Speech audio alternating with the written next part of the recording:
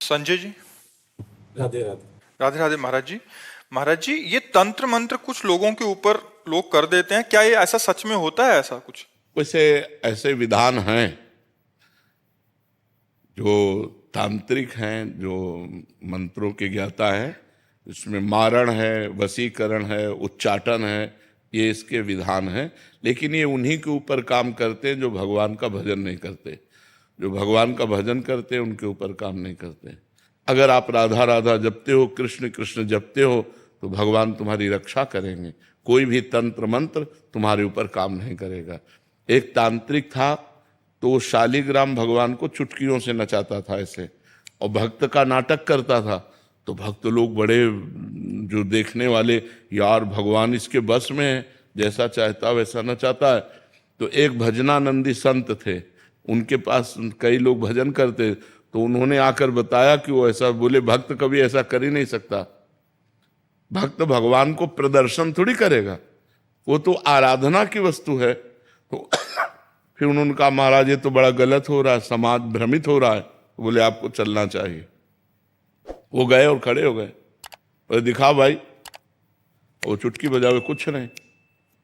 जब 100 का सवाव शेर हो जाता है ना, तो फिर कुछ नहीं चलता। और उनके पास भजन था और ये मंत्र का तांत्रिक था।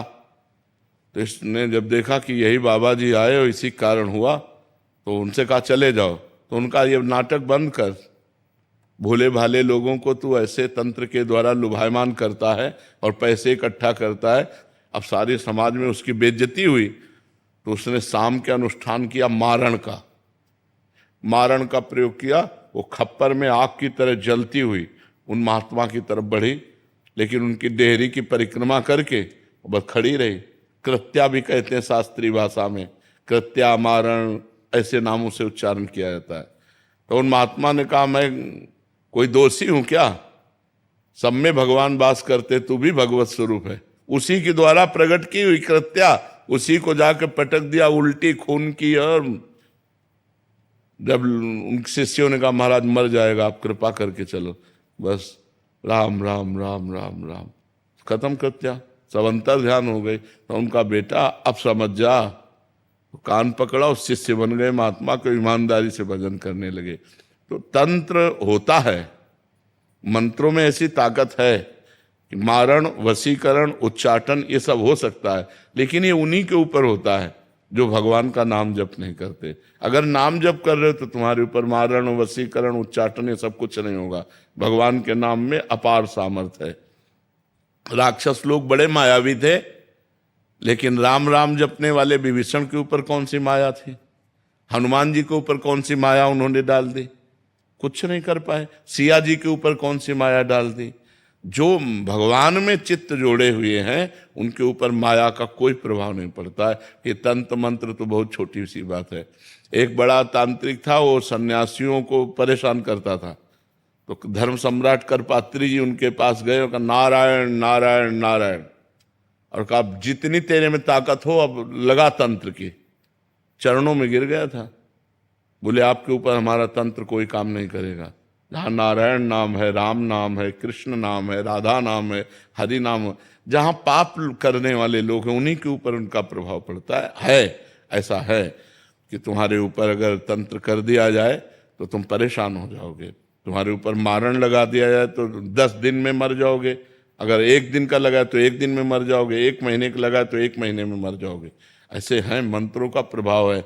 पर वो अच्छे से अनुष्ठान करेगा तब आपके ऊपर प्रभाव पड़ेगा। महाराज जी, जिनके ऊपर ऐसा हो गया है, उनके परिवार वालों को लगता है कि इसके ऊपर हो गया, तो अब वो क्या करें? भगवान का नाम कीर्तन घर में करवावें और भगवान की कथा, भगवान का नाम जप करें, सब ठीक हो जाएगा। को अलग से संकल्प करना पड़ेगा या ऐसे ही हो जाएगा? ऐसे ही शुरू कर दे। ऐसे 1 घंटा नाम कीर्तन करवावे, नाम जप करे, भगवान की कथा, भगवान शालिग्राम विराजमान कर ले। घर में नाम कीर्तन जिसमें होता है, नाम संकीर्तनम यस्य सर्व पाप प्रणाशनम, 1 घंटा नाम कीर्तन करे, कोई भी अमंगल नहीं होता। महाराज जी, अभी एक कोई जने आए थे, वो कह रहे थे कि इन पे ऐसा हो गया, तो हमने यही उपदेश दिया कि नाम, कह रहे कि नाम इनसे होता नहीं है नाम जप, और एक नाम सुनते हैं तो फिर बहुत विकल हो जाते हैं। ये मतलब जिन पे ऐसा हुआ है महाराज जी, वो सुनना भी नहीं चाहते जिसके ऊपर नहीं तो फिर यही तो दुर्गति है, यही तो दुर्गति है। तो मतलब उनको बिठा के ऐसा हाँ, बिठा के जबरदस्ती सुनाना चाहिए, वो निश्चित खत्म क्योंकि हो। उनको कह रहा है कि इनको कष्ट होता है कि जब नाम हाँ, कष्ट होगा, क्योंकि वो मंत्र का प्रभाव है इसलिए उसके ऊपर है। नहीं तो नाम जप से भूत प्रेत उतर जाए, सब सब सब ठीक हो जाए। नाम जप में बड़ी सामर्थ्य है, बड़ी सामर्थ्य है।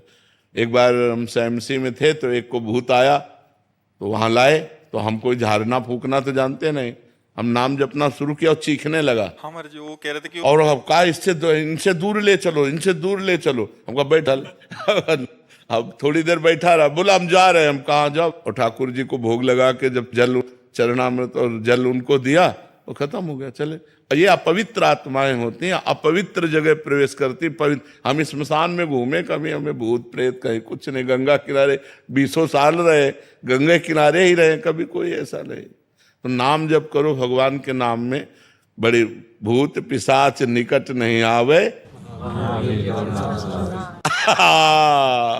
और बहुत सिद्ध है, गोस्वामी जी ने सिद्ध अवस्था में, तुलसीदास जी ने यह लिखा है हनुमान चालीसा। हाँ, भूत पिशाच निकट नहीं आवे, महावीर जब नाम नासय रोग हरे सब पीरा, जप निरंतर हनुमत। हाँ, जपत निरंतर हनुमत भी। हाँ, ये बात समझ लेंगे। महाराज जी, ज्योतिषी में विश्वास करना चाहिए कि ज्योतिष शास्त्र है। परीक्षित जी जन्म लिए थे तो जन्म से लेकर मृत्यु तक का निकाल दिया था उन्होंने, कि इनको तक्षक सर्प काटेगा, पूरा मृत्यु तक निकाल दिया था। पर ज्योतिष शास्त्र का ज्ञान हो तो ज्योतिष शास्त्र सत्य है, क्योंकि ज्योतिष शास्त्र है, कोई उसमें ऐसा नहीं। पर ज्योतिष शास्त्र का सत्य ज्ञान होना चाहिए। मतलब किसी को गलत उपदेश दे करके और उसको भयावह परिस्थिति में करके अर्थ लेने की वासना ना हो, और ज्योतिष शास्त्र का ज्ञान हो तो सही सटीक जन्म से मरण तक का हिसाब बता देगा। जन्म से मरण तक। हाँ, जन्म तक जिससे मरण तक का हिसाब बता देगा। ज्योतिष शास्त्र सत्य है, इसमें कोई संशय नहीं है। पर ये सिद्ध होना चाहिए, मतलब उसको उसका परिपक्व ज्ञान होना चाहिए। ज्योतिष शास्त्र ऐसे ऐसे विचार करने वाले कि जैसे तुम्हारी भैंस खो गई और वो आपका विचार किए तो आपको बता देंगे कि आपके गांव में दक्षिण कोने में 3 घर के बाद वो बंधी हुई है, तो चले जाओ, उठा खोल लाओ। ऐसा है ज्योतिष ज्ञान। सब मतलब ऐसा नहीं, भगवान ने सब शास्त्रों की रचना की, पर उसका सम्यक ज्ञान होना चाहिए।